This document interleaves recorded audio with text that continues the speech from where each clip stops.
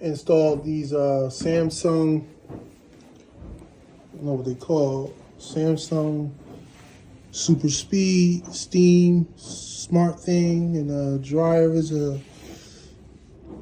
multi-stream moisture sensor smart thing. So you can hook these things up to the internet. What I did was ran the water hose into this dirty ass washer. Had to buy a splitter, even though the dryer comes with one. Ran one from the cold right into the wash machine. The other one goes cold all the way into the dryer side right there for the steam.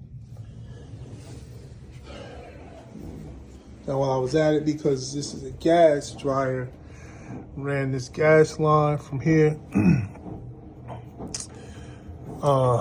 This thing was about 30 bucks all the way down. Cut off valve, ball joint, ball valve, I believe is what they call it. And yeah, that's it, man. That ran all the way down into the bottom here. That's it, ran this out. You can see, running the water into the sink.